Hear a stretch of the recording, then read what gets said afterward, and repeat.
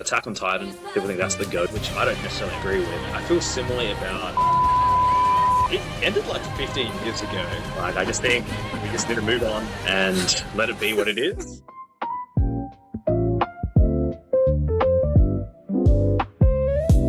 Welcome to episode 5 of the UTS podcast. Here with David again, as usual. You have noticed Yurei is missing. Yurei is busy. He was already a dad, but he became dadder by having a second child. So congrats, Yurei and Celia. Hopefully you can join us back if we're still doing this.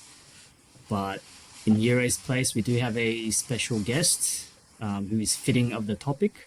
So today's topic is a bit of a weird one, bit of a Frankenstein, but we'll be covering anime, teaching, and full-time ministry. So there's not many people in Sydney, or dare I say around the globe, that might fit those three categories, as well as our guests. So we have Jameson, Jamo, welcome. Thanks for joining us. Thanks for having me. Did you want to briefly introduce yourself? Yeah, okay. I'm Jameson. I'm 29. I've just started my ministry traineeship at St. Andrew's Anglican in Strathfield. So that's the same church as Paul. Prior to that, I was a high school teacher for 6 years. I was a music teacher. By my first school, I taught music, maths, and Japanese. And so actually what Paul just said about me, my first school also said about me. There's like no one in the world that teaches music, Japanese, and maths. But I just somehow fit exactly what they needed. So that was my first job. Apart from that, I don't really do too much. I hit the gym every now and then. I have been getting into the guitar a lot, so I've been playing that heaps.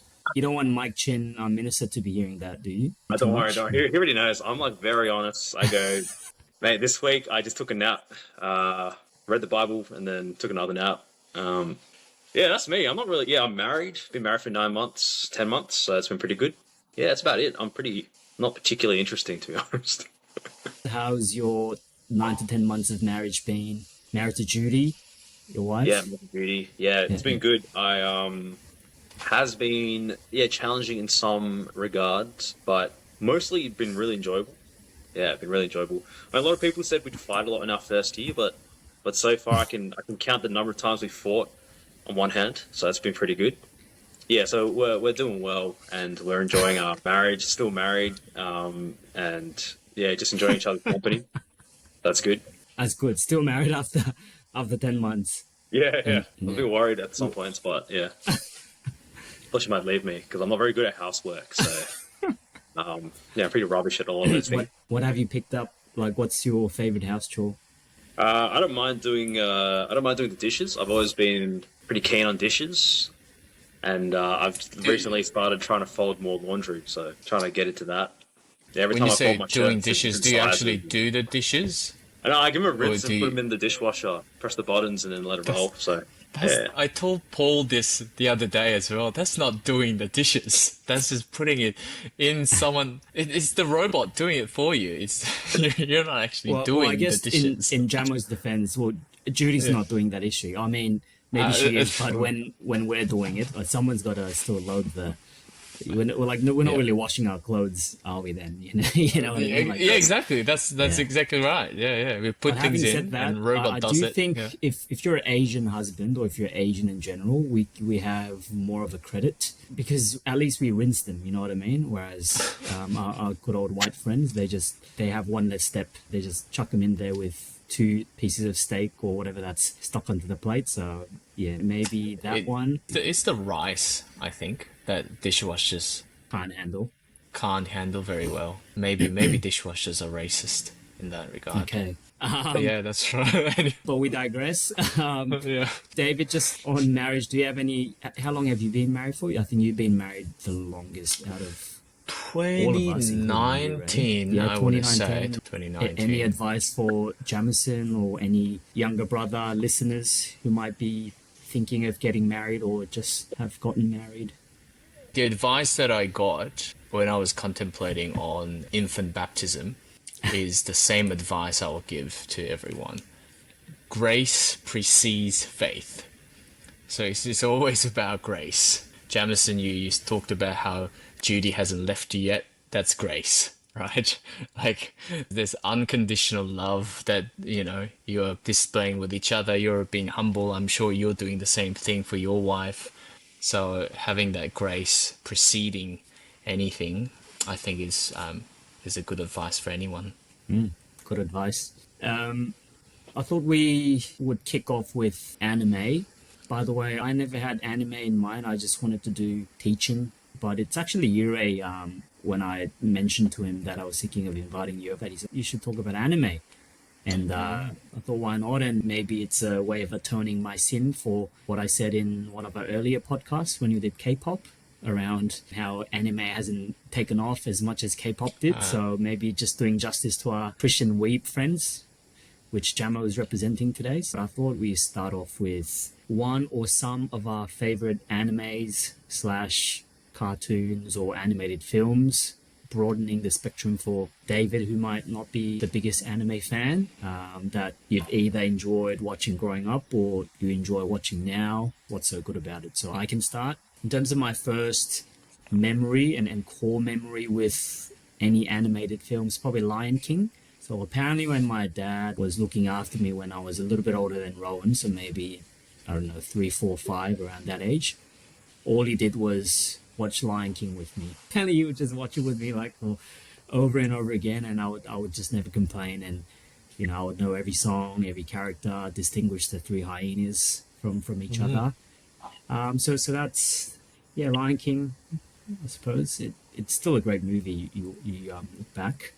And I'm looking forward to the day that I can watch Lion King with Rowan, maybe with my dad, the 3 generations. Bit of a circle of life moment it'll be. And then probably after that, the most significant one is probably One Piece. So One Piece I started watching maybe 2004 when I was in primary school, and it's still going on. So it's crazy. What makes both of them good? Lion King, something I found fascinating in hindsight was we went to like this Disney exhibition in Melbourne with Joanne a couple of years ago, just after lockdown. And it was fascinating looking through the different histories of the different Disney movies. Like we look back and we think, oh, of course there's singing involved, but I can't remember which film it was. It might have been either Lion King or one or two before that, where like Disney took big risks in trying different things, such as inviting famous singers to sing, etc. So in retrospect, that was quite interesting. The power of music, Elton John, the music plays a big part in any Disney film, but Lion King. The storyline, obviously you don't have to say. And then, what about you, David?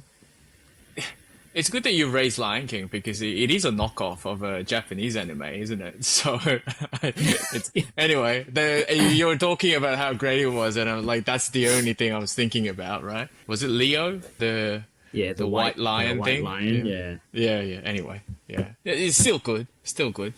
Ethics aside, it's still good. I suppose America inherited some colonialism even after declaring independence. It was embedded in the DNA. Well, they won, right? They won over Japan, so I guess it's one of their spoils. I'll take that lion cartoon. Why not? I won the war. Did you guys see that comment after like Japan and Germany got knocked out of the World Cup? Yeah. I saw that. Like Japan lost, Germany lost, Italy never showed up, and there's no air conditioning in Europe. Welcome to 1945. Anyways, I'll cut that out. Yeah, that's funny. But what about you, David? Yeah, Coco is my go-to. Every time I'm doom scrolling and that piece of Mother Coco singing, and then she suddenly remembers her dad. That scene comes up, and I'm just tearing up, right? So I remember watching it in the movies in the cinema like twice. I want to say twice, 3 times. And every time I just cried. So, pretty deep stuff. They've done a really good job just touching on that aspect of human, to want to belong, to want to be, remembered, and that sort of thing. So I really enjoyed that. Anime-wise, I'm not a huge anime fan. It's the perviness of animes that I just can't get around, so One Piece still has that elements of it. Any good anime, you're gonna have a bit of that. which I guess is part of the culture. But yeah, there were great animes that I've enjoyed watching. The Full Metal Alchemist was good. That one didn't have much perviness. Maybe that's why I enjoyed it. Apparently, And that's one of the highest acclaimed animes of all time in terms of I storyline and I'm not surprised. Yeah. It doesn't drag on, right? One Piece drags on quite a bit, like 20 years, you said. So, yeah, Full Metal Alchemist. Yeah. Jamo, this is your time. This is your dance floor. Yeah, I Let it mean, all out. my whole thing is that I was into anime before it was cool. Now it's cool. Anime's cool now, and Yeah. I feel a Day bit. one fan. I feel a bit I don't know, cheated by the experience because in high school you gotta hide that you watch anime. It's like not, it wasn't cool. Yeah, of course. Now everyone Yeah, watches yeah, it, yeah. and everyone's getting tattoos and shirts and stuff. Anime's like so popular now, but yeah, I had to think really hard about what my favorites were because I've just watched so many, and there's so many I've watched that I've just like forgotten about. But the ones that always come to mind, apart from like the big ones like One Piece, which I've been a part of for a while. There's three that always like. Actually, there's four that I always really enjoy. One is JoJo's Bizarre Adventure. Yeah. It's just a crazy show, really manly men doing manly things, but it's kind of zesty, so it's a bit fun. So that's great. Heaps of action. It's just creative. It's colorful. There's some crazy scenes there. I think the author just did some really like outside the box things when it came to action and fighting. So that was a really enjoyable one. It's not for everyone. Not everyone likes it. The other one is more recent. It's called Mob Psycho 100, and Oh, yeah. a lot of people will know the author who did One Punch Man. But I Oh, think same author. yeah, but I think his Mob Psycho 100 is way better than One Punch Man. Jamo, be honest, hand on heart, do you 100% believe that, or are you just saying that because One Punch Man's getting so hyped up and you want to see him as someone different? And oh no, that's And on They're for Heart, One noobs. Punch Man, I find him just boring. Yeah, okay. It's the target audience is like 8-year-olds, but Mob Psycho 100, it's just about a normal. Well, he's not very normal, but it's just about a high school kid who's not particularly gifted in anything, and he just tries his hardest to improve himself. Obviously, he's got this like hidden gift of like psychic ability that no one can compete with, but he tries to work out, he tries to make friends, blah blah, blah all these things, and it's just a really good story. Doesn't drag on. 3 seasons, a really good ending. The characters are great. So Mob Psycho 100, definitely like my top 5. Really good watch. It's not pervy at all, from memory. Yeah, so that's really good. The last one is Samurai Champloo, Ooh. which was pretty, I think, revolutionary for its time. In that, set in like Edo, Japan, and it's just lots of fighting. But it was a soundtrack that made it so unique, and that was like hip hop inspired. And so you had Is that the one that Nujabes? yeah. You had Nujabes come out and put together some great tracks, and so yeah, Samurai Champloo, like so good, the animation great, the fights great, yeah, just a really good one. So there's like the 3 that I really enjoy or have really enjoyed, but there's probably a huge list. But yeah, those 3 are like good. Definitely proving yourself worthy to be sitting in that chair. This wasn't given to you before, but putting you on the spot, what's your GOAT anime, best anime of all time? It can be your personal opinion or your objective view on reality. Generally, so my personal view is Full Metal Alchemist Brotherhood. Oh, wow. I've watched that like a couple times now, and I just think it's so good. But the other ones that often come up, which I don't necessarily agree with, Attack on Titan. People think that's the GOAT. That was going to be my next question. Hot take on overrated animes. You're not a fan of Attack on Titan? No, it's like it's fine. Like I finished the whole thing. I read it even as well. Yeah, I just think people carried on about it way too much after it finished, and I personally feel like the author of Attack on Titan, he just made it too big. And like to his credit, he managed to get to the end, and it was like I felt it was like a pretty decent ending. But I just feel like it was just too big for what it was, too grand. It got so complicated.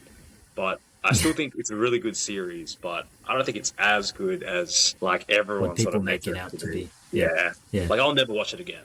I'm sort of with you, brother, in that I agree that I still think it's a great anime, a lot of the reason for that comes, I think, from like the philosophical ideas that the authors embed. Are you familiar with the anime, David? No. I know that there are Yeah. giants that eat people, but then the giants are Yeah. actually people or whatever. Yeah, exactly. Yeah. That was one of the big twists early on, but Oh, right. So, to my- spoiler alert. Yeah, Yeah. sorry. well, Yeah. it is a spoiler, but then again, it's like episode 5. It's pretty early on, So. Yeah, right. Okay. But to that point, though, one of the reasons why I don't like a Jamo is that I just thought there were too many twists just for the sake of twists. You know what I mean? Like, it was like, okay, the first one was like, okay, that was pretty good, the one you mentioned, David. And then there were just too many after that, and you're like, what next? You know, of course he's dead. Of course he's a bad guy, you know what I mean? So that part, I was like, it felt a bit too manufactured. But yeah, I suppose the philosophy, the big underlying idea behind that, David, and you can jump in, Jamo, is the whole notion of there is no clear good and evil. There's evil in all of us. There is reasons behind people's action, understanding the other party, the cycle of revenge. And then, as with all animes, there's like glimpses of random gospel sprinkles in there. There's one character who actually stands out from the whole cycle of revenge, who says, you know, the only way to end this cycle is to forgive. But I suppose that's why people rave about it so much, I presume, Jamo, because it is so different from all the other animes where the good guy just bashes up the bad guys. See, like I know I'm OG, right? Because I remember when Attack on Titan first came out in 2012, and no one was talking about it, but I was in my room pirating it off this Filipino site, animepinoy.tv, and I remember I stumbled across it, and I was like, "Yo, this is amazing!" And then I finished. There was 3 episodes out, and there was nothing else. And then I asked all my friends. I looked online. No one was talking about it. You know, I was there from the anime perspective. I was there from day one. And I told all my friends, I'm like, Attack on Titan, right? I did the same thing with Haikyuu. I was OG with Haikyuu. Like, anyway, yeah, sorry, let's move on. I just had to get that out there. No, that's cool. You seem passionate. I have to ask, was it a sub or a dub? And if it was a dub, was it in Filipino? It was subbed. Yeah. I didn't even know what a Pinoy was back in the day. I had no idea. I didn't realize all the things were in Tagalog, like in the writing. I was like, I just saw the bit of English and just clicked on it. Yeah. That's what it was. Yeah. I mean, I don't mean to trump over you, Gemma, but you seem passionate about you being OG. But if you want to go down that rabbit hole, I'm not saying I'm more weeb than you by no means, but I'm a manga guy, you know, so I can come in and say I've been reading that stuff before, you know, it was turned into motion picture.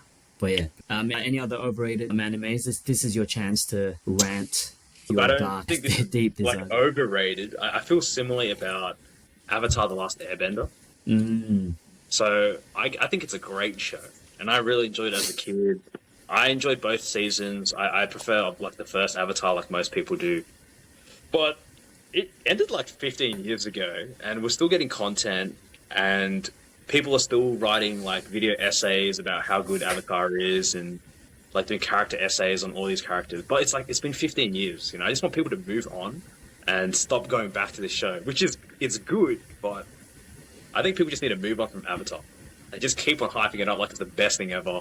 But again, it's good, but we don't need like 50 million character essays on why soccer, you know, is a great example of positive masculinity. Like, I just think we just need to move on and let it be what it is, and just Do you know that a non-Christian listening to what you just said would say the same thing about you writing essays about the Bible? Like, I was going to say exactly the same thing. I've heard people say that about the Bible. Yeah. Way too outdated. Not 15 years, centuries and millennium. Yeah. But yeah, that's it. That's all. I think everyone's entitled to watch whatever they want and all that. But those two are my only things. Yeah. Let me ask you one more anime question, just because I'm enjoying it. What's one anime recommendation you can give to people like David, who might not be accustomed to animes? I don't think you want to chuck him into the deep end of JoJo and the Pervy Adventures, right. You know, straight into the deep end. What's a good recommendation for someone to get into anime, Jama? Look, I always think that Haikyuu is a really good gateway. Sports, you get really Is into it it. better than Slam Dunk? Have you seen Slam Dunk? I've seen Slam Dunk. Yeah, yeah, yeah. My Tread carefully. my thing about Slam Dunk, great series. I love the opening, great opening. Um, I just think the main character he just yells too much. You know? Fair enough. Yeah. Yeah. So he's just kind of loud all the time. Oh, yeah. IQ, the characters, I think, are a bit more likable. I mean, Slam Dunk is definitely a product of its time. Like, they were really Yeah. into the loud, obnoxious main characters. IQ, yeah, just it's a bit easier on the More ears. subtle. Yeah, okay. Right. But it's really intense. It drags you along emotionally. You ride the highs and lows. I think generally, from memory, super appropriate for all ages from memory. Yeah, great series. Haikyuu, good series. Demon Slayer, or, good series. Nothing groundbreaker, amazing. Great animation, good fights. One season that maybe is, if you got kids, you probably wouldn't like. You probably skip a few scenes, but generally, it's that's a good series. Really enjoyable, and I still think Mob Psycho 100. That's a great series. Yeah, really good series. Bit weird, but it's a good one to get into. Yeah. Well, there you have it. The list from Jamo. You've got plenty to catch up on, David, if you have any spare time. Yeah, Jameson shared the website URL, so I'll listen to the recording and I'll go back to it. I think they took it down. Oh no. Yeah. Yeah. No, if you so I used to search up pinoyanime.tv and then that's where I watched Oh, everything. yeah. Oh my. Oh, gosh. Where were we? Yeah, so this is the follow-up question I was going to ask on anime was in the last question. What is it about anime that makes... I mean, you mentioned One Punch Man's for 8-year-olds, but I know plenty of 30-year-olds watching not just One Punch Man, but anime, including ourselves. And it's a global phenomenon as well. So what is it about anime in particular over, say, other forms of media or movies that's attracting so many people? And what do you think they tell us about the need for the gospel in those people, or how those yearnings can be fulfilled in the gospel? Yeah, there's a lot. Yeah, I think I was thinking about it. There's a lot I could say. So you just let me know when I run over time. But I think the first thing I often feel with anime is that there's a sense of escapism in anime. And also a big part of it is the idea that you want to insert yourself into a series.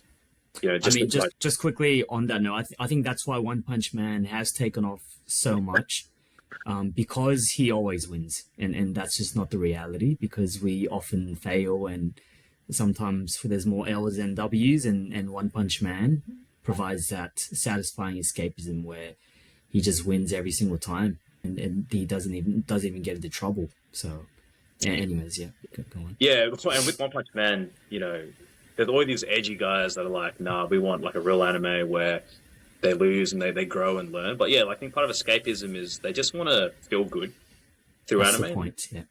Yeah, so escapism, and it's not just action, a lot of that romance anime, I think the same reason why people watch K-drama, they might watch anime, but particularly the romantic genre. So there's a yearning or longing to have that kind of relationship. And I think as well that inherently we do enjoy those good versus evil stories, light versus dark, and we tend to always want to root for the good guys. And I think more series nowadays are trying to sort of layer their villains, so it's not quite as black and white. But I think people still want this idea of justice to be done. And so a really popular trope that used to be quite common in anime would be this sort of revenge trope where a good person would be betrayed or whatever, and then they'd love seeing this person get revenge and justice to be served. So people really enjoyed that trope in anime for a while, and it was a really popular one. And they released heaps of anime. They used to be like that. This idea of getting revenge, justice being served to people who were evil. I think another thing that people, which David you alluded to, is that anime has a culture to it that is extremely sexualized and very pervy, and and people are really there's a huge market for it, unfortunately, or yeah, I guess however you want to sort of view it. And so yeah, one of those things there. It's become yeah, it's not for kids a lot of the time, and there's definitely a target audience that targets young men in particular there as well. Yeah, and I think the final one is kind of different in that anime as like a medium, I feel like people are sort of less critical of it than sort of mainstream things when it comes to putting in Christian like messages or icons. And so, I mean, often anime will portray the church as evil in some regard, like some series. But on the flip side, there's series like I don't know if you've ever watched it. It's called Vinland Saga. And Vinland Saga was set during like Vikings and stuff, and that as a series has a lot of Christian themes and icons throughout. And it's actually a story about a boy who seeks revenge, but instead he's helped by Christians, and so he tries to find purpose and forgiveness and redemption, all these kinds of things. And so when it came out, people were super on board with it. Like they weren't really critical of it, and they thought it was actually a great thing to see in anime. Whereas I feel like, yeah, if you sort of see that maybe in mainstream things, like the reception might not be as positive. So I do think, yeah, anime has a way to, yeah, people are more willing to receive what's being shown to them as well. That's a really good point. Yeah. Yeah, maybe because it's just the fact that it's not real people, so it doesn't feel real. Like obviously, Yeah.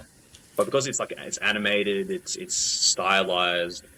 I've found that audiences are less willing to criticize anime Yeah. for the content, I suppose. That's so true. Yeah, yeah. I mean that last point. I mean, all the points are very insightful and it's quite comprehensive, but especially that last point about there being more mercy or room for creativity, or yeah, people are not as quick to criticize or point fingers at anime is so true.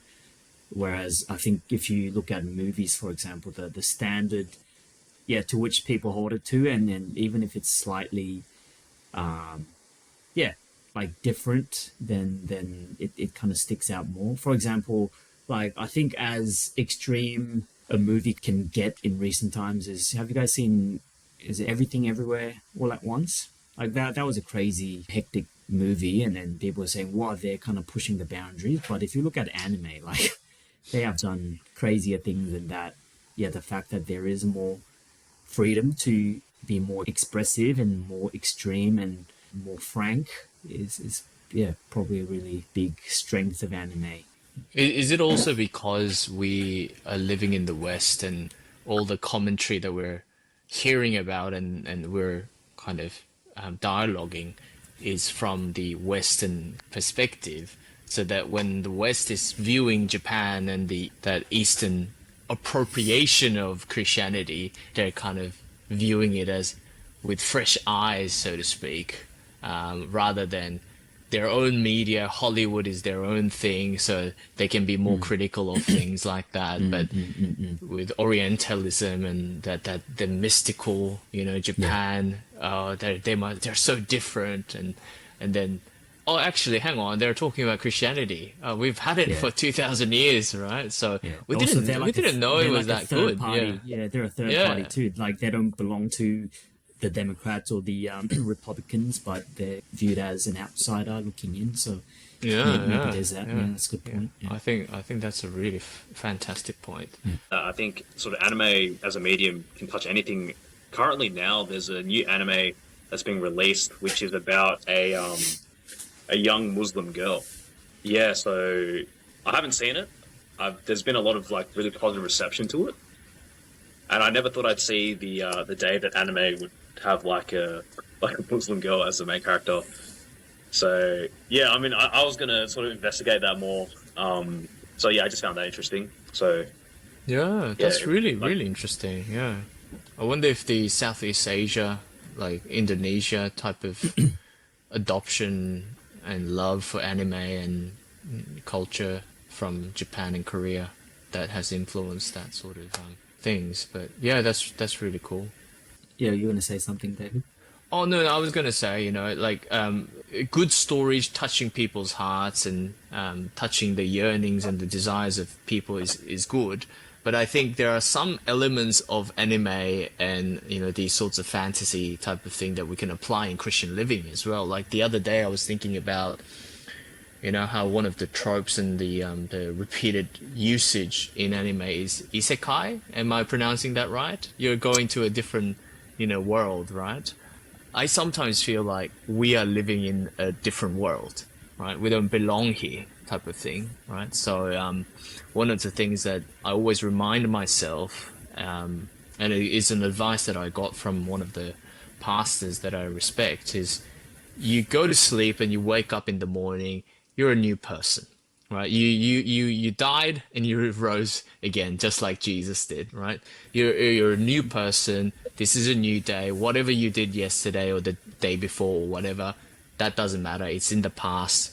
This is a new life that God has given you. Go and live your life, right? And that kind of gets me thinking in that isekai kind of world where the main character is like, okay, now you're a new person in this new world, and you're living this life, and you have to make amends for the things that this character was doing in the past. It wasn't actually you, but then you're part of this new identity now, so you have to live with the cards that you've been dealt, and go on and live that life. But you're free from the past actions because it wasn't actually you that did that, right? So there's that sense of freedom in you, and newfound, I guess, confidence to live that life in this new world that you're living in. So I thought that was quite interesting how maybe these sorts of sanctification is a very hard concept, but maybe these sorts of ways that we can kind of describe it, and make it apply and make it more relevant for young people as well. So, yeah. On a similar vein, one thing I mean, and there's a couple of things in mind, but the whole idea of narrative and the narrative around the main character. I can't remember exactly, but there's a Korean webtoon artist. So Korea has their own kind of webtoon culture that's slightly different to the anime or manga scene in Japan, but he's got a YouTube channel. So he's someone who's really into narratives and different storylines and how the different elements that make up a narrative, and something that he was quoting from someone else, but there's usually like a 7 stages of a successful main character narrative. There's the formation, there's the trials and tribulations, the ups and downs, and and then them always coming back to where they started, the hometown, like Odyssey type of thing. Yeah, exactly. And I yeah. always thought, whether it's that narrative around the main character, or just even when you look at movies, the thirds, it starts off good and then there's a crisis and the resolution. Same thing, maybe music, if you guys are both musos, but the idea of resolving. I thought they all had hints of the gospel and the overarching narrative in the Bible. Same thing with theme of Messiah or the chosen one is quite prominent in anime. One Piece, for example, Luffy's the chosen one, the one who will free the slaves. Naruto, the chosen one, but also the cursed one. I think it reveals something about like our deep yearnings that's shared across humanity. C.S. Lewis said something along the lines of, if a duckling wants to swim, there probably is water. If a baby wants to suck, there probably is milk. The one that always comes to my mind is the sacrificial older brother. So one of the most popular characters in Naruto is Itachi, who's the older brother of Sasuke. Do you know him, David? Yeah, I think so. Yeah, so basically black he's seen hair, as right? Yeah, he's seen as the bad guy until the very end, and then there's the twist where he was actually trying to protect his younger brother, and he actually dies in the place of his younger brother. Funny enough, a very similar character comes out in One Piece. So Ace, who is Luffy's older brother, he also dies for his brother. And I think that yearning for a older brother that willingly dies for you, or a righteous person dying for the unrighteous, or dying to save you, is a theme that's shared across many animes and many forms of media. And I think that's because that's the reality, isn't it, from a biblical point of view.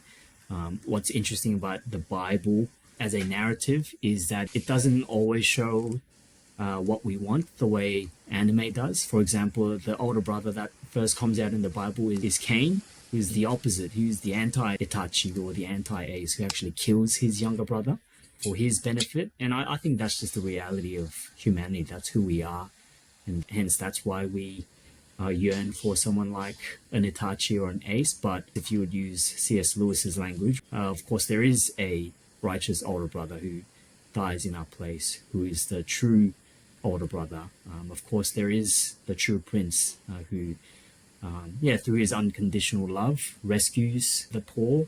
So yeah, I always thought. Yeah, sorry, just one thing though, right?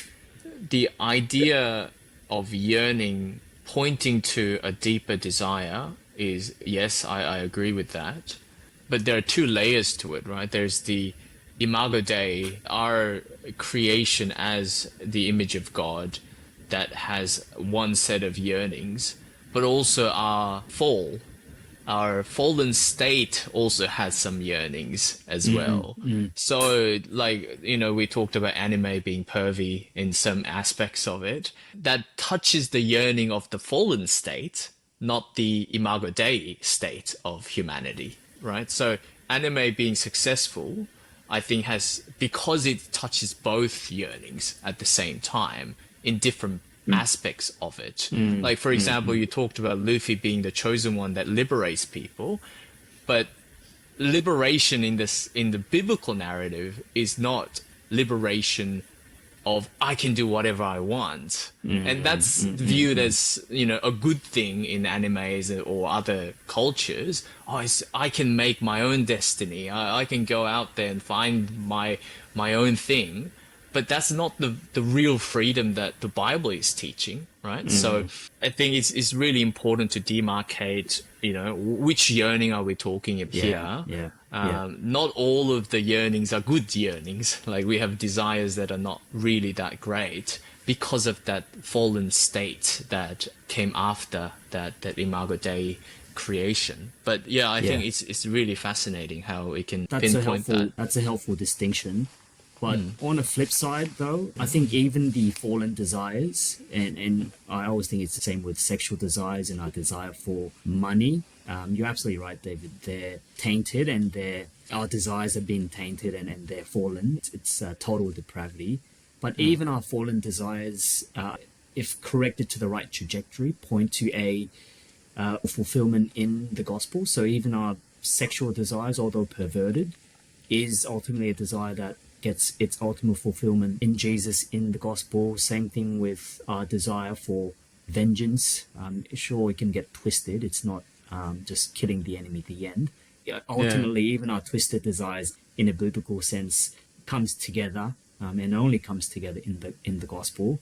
And I think you're right. It's an interesting point, because even though there are a lot of common themes in animes, the way you can say liberation is good, but to your point, what does liberation mean? And I think what's interesting about anime is that they all offer different versions of what it means to be free and what it means. Yes, justice is good, but what does that justice looks like is a question that we all ask in real life, isn't it? And all the different animes end in different destinations. And I think that the job as Christians is to inject ourselves maybe in those conversations and say, yes, we're all, whether it's anime or our general desire in community, even though it's headed in the right direction, if you go along the trajectory of Luffy, does it really get resolved that way? Does it really get fulfilled?